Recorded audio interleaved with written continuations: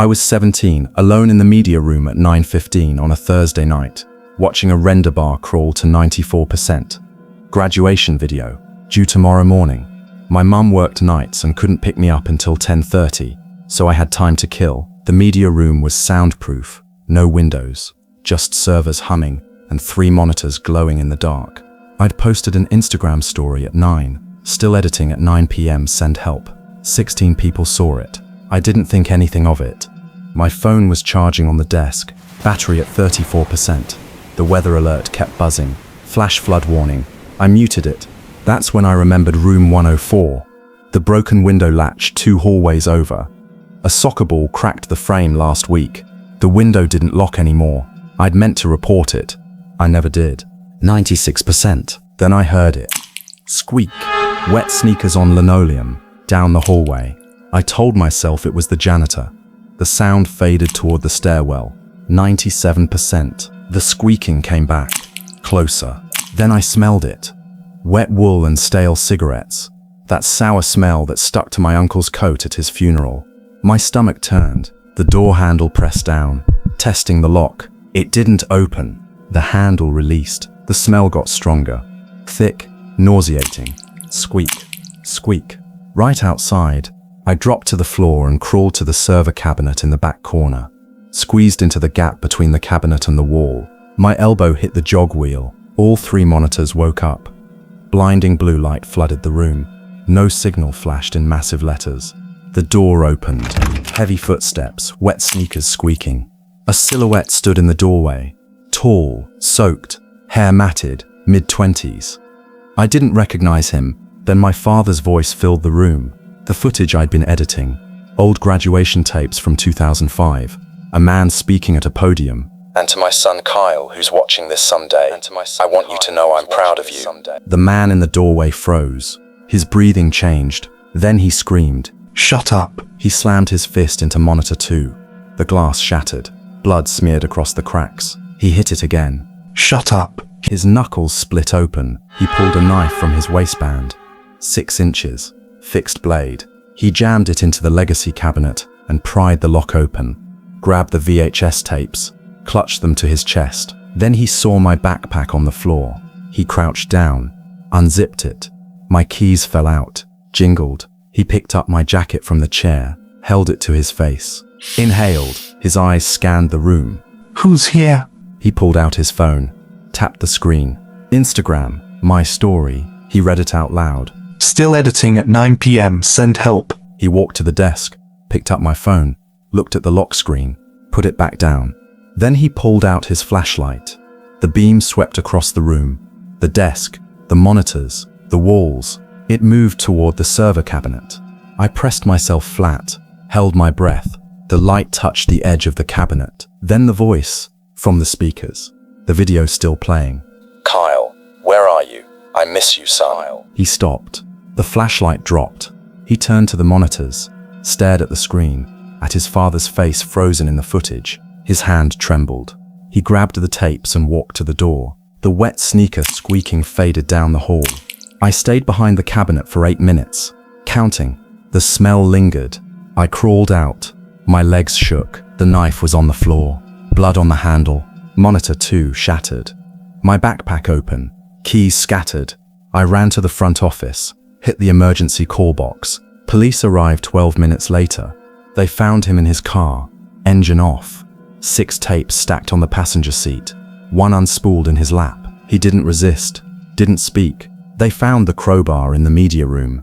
Bootprints on the desk in room 104. The knife. And in his glove box, a piece of paper. A list. 17 names. Handwritten. Mine was number 9. The officer asked if I knew what it meant. I said no. He said they didn't know either. Kyle wouldn't talk. Could be people to avoid, or something else. They couldn't tell me which. It's been 8 months. I'm in college now, but sometimes when I'm editing late at night, I smell it. Wet wool, stale cigarettes. There's nothing there, but the smell stays. And I still check the door, because I don't know what that list meant. And I don't know if Kyle's still thinking about it. The band hall sat on the edge of the football field like a concrete bunker, detached, soundproof. Once the double doors shut, the world disappeared. It was 8:45 at night. A Gulf Coast storm hammered the metal roof, drowning out everything but the hum of the dehumidifiers. Inside, 12 of us, the string section, were stuck in an emergency rehearsal. I stood in the back corner with my double bass. My instrument was a 6-foot wall of maple and spruce, and that night, it was the only thing standing between me and the emergency exit. We had a bad habit to sneak back in after breaks. Someone would jam folded gaffer tape into the exit latch. I saw the silver tape sticking out of the frame now. I knew I should pull it. Mr. Klein would lose his mind. I didn't pull it. I tightened my bow instead. Mr. Klein tapped his baton. Measure 42. Watch my hand. We raised our bows. The lights flickered. Thunder rattled the ceiling tiles. Play. We started. A low, mournful chord. It was supposed to be a waltz, but in the echoey hall, it sounded like a funeral march. 4 measures in, the back door opened. It didn't bang. The wind just pushed it because the latch didn't catch. I stopped playing. The silence rippled forward until only the first chair violin held a lonely note. Then she stopped too. A man stood in the doorway. He was soaking wet. Water pooled around his boots. He wore a grey mechanic's jumpsuit stained dark on the left side. Then the smell hit me, sharp, chemical, burnt rubber, like tires skidding on asphalt until they melted. And underneath that, the metallic tang of gunpowder. Mr. Klein stepped off the podium. "Sir, you can't be in here." The man raised a black matte Glock. "Don't," he rasped. Mr. Klein froze. The man stepped inside and kicked the door shut. He didn't lock it. He slid down the wall until he was sitting on the floor, pressing a hand to his bleeding side. "Lights," he wheezed. "Turn off the main lights." Mr. Klein flipped the switch. The room plunged into gloom, lit only by lightning flashes through the high clerestory windows. "We don't have money," Mr. Klein's voice cracked. "These are just kids." The man ignored him. He was watching the high windows. Blue and red lights flashed against the glass, spinning in the rain outside. Sirens. The man pointed the gun at the podium. "Play," he whispered. "What?" "Play," he coughed, a wet rattle. "If it's quiet, they'll breach. If they hear music, they'll think it's normal. Play." He leveled the gun at Sarah, the bassist next to me. "Play the music, now." Mr. Klein raised his shaking baton. He looked at us with pleading eyes. "Do it. Measure 42, he whispered. We played. It was hideous, shaky, but we filled the room with sound. I hid behind the body of my bass. The wood felt cold against my chest. I stared at the man's boots, muddy, one lace dragging in the pool of blood and rainwater forming on the floor. Wheeze, scrape, wheeze. During the rests, I heard him, a wet whistling sound every time he inhaled. Out of rhythm, a syncopated death rattle. At measure 45, I heard it. Wheeze. Then again at measure 46, wheeze. The sirens got louder. Blue light swept the ceiling. The man was sweating, eyes darting between the window and us. "Louder," he hissed. "Make it louder." Mr. Klein signaled fortissimo. We dug our bows in. The sound became aggressive, grinding, audio camouflage. The blue lights stopped in the parking lot. The man pulled himself up, limping to the window to peer through the blinds. "Dogs," he muttered. "Canine unit." I froze. If they had dogs, they'd smell the blood. They'd smell the burnt rubber. Then I looked at the window. The rain was coming down in sheets. A deluge. It was washing the scent away before it could travel.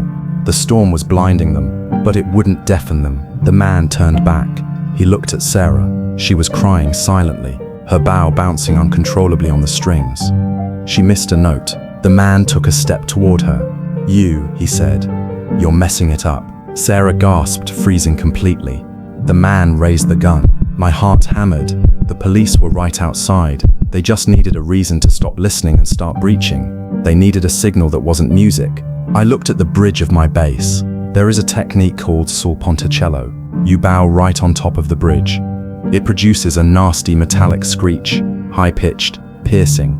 It sounds like glass breaking. It hurts. Mr. Klein was conducting a crescendo. The orchestra swelled. I shifted my grip. I didn't play the low G. I slammed my bow onto the bridge of the thickest string and dragged it across with all my weight, producing a horrific high-pitched screech. The sound cut through the room like a mechanical shriek. It wasn't music, it was agony. The man flinched, spinning toward me. What the? Outside, a dog started barking. Frantic, aggressive. The man heard it. He looked at the window. Then the bullhorn. This is the police. We know you're in there. The illusion broke. The music hadn't hidden him. The anomaly had exposed him. He panicked. He looked at Mr. Klein, then the door he'd entered, the one with the tape still in the latch. He didn't want a hostage standoff. He wanted to run. He threw the door open and sprinted into the rain. Down, Mr. Klein screamed. We dropped. I curled behind my base. Outside, voices screamed, "Show me your hands, show me your hands." A scuffle, a splash, a thud, then silence. We stayed on the floor for 10 minutes. The smell of burnt rubber hung thick in the air, mixing with the metallic scent of the blood left on the floor. When SWAT breached, they found 12 kids lying in the dark. They found the gaffer tape in the latch. They found the blood stain. The man was a suspect in an armed robbery. He'd crashed a mile away. He chose our building because he saw the light. He chose us because we made noise. Sarah transferred schools a month later. She sold her bass. I heard she never played a note again. I'm in college now. I still play in the orchestra, but I can't play waltzes. Every time we play in 3/4 time, I hear it. Wheeze, scrape, wheeze, and I smell burnt tires. I check the doors before every rehearsal, and I never ever let anyone put tape on the latch. When I was in 3rd grade, my mom's car got a flat tire on the way to school. It wasn't a slow leak, it was a blowout that made the whole car jerk toward the curb. I remember the sound more than anything, this hard flapping thump as the shredded rubber slapped the pavement while she fought the steering wheel. By the time a tow truck swapped on the spare, the morning bell had already rung. My mom kept checking her watch and rubbing her forehead like she could physically push time forward. When we finally pulled up to the front of the school, the parking lot was already half empty. The sidewalks were quiet, no kids in clusters, just the flag snapping on the pole and the faint hum of the building. My mum parked in the drop-off lane, leaned over the console and gripped my shoulder. Go straight to the office. They'll give you a late pass. Then go to class. I have to get to work. I nodded like it was normal, like I did this all the time, but I never did. I walked through the front doors alone. The main hallway smelled like a warm mix of pencil shavings and whatever they cleaned the floors with, something lemony that always made my nose itch. The lights buzzed softly overhead, and my sneakers squeaked louder than they should have. The front office window was open. A little bell sat on the counter under a sign that said visitors must sign in. A woman behind the glass looked up. She had a headset around her neck and a lanyard full of keys. You're late. It wasn't mean, just matter of fact. My mom, her tire. She slid a clipboard toward me. Name, I told her. She wrote it down without asking me to spell it, like she already knew every kid in the building. Then she reached into a tray and pulled out a small slip of paper, bright pink, about the size of a bookmark. She pressed a rubber stamp onto an ink pad and stamped it with a heavy thunk. The stamp left a purple seal that read Tardy Pass. Take this to your teacher. Don't stop anywhere. Go straight to room 12. She tapped the slip with one fingernail, then picked up a walkie-talkie clipped to her belt. She pressed the button. Static crackled. Ms. Avery, Jordan is on his way to room 12 with a late pass. A voice came back through the radio. Calm, professional, copy. The office lady set the radio down and pointed toward the hallway. That way, hurry. I took the pass with both hands. The paper was still slightly damp where the stamp had hit it. I turned to go, clutching the late pass so tightly I bent the corner. Halfway down the hall, the loudspeaker crackled. This is a lockdown. This is not a drill. For a second, I honestly thought I'd misheard, like my brain couldn't accept it fast enough. Then doors started shutting. Not gently. Quick, sharp clicks, one after another, like someone was racing a timer. I saw blinds snap down. I saw lights go dark behind narrow windows. My stomach dropped so hard it felt like I was falling even though I was standing still. I was in the open hallway, with a bright pink slip of paper in my hand.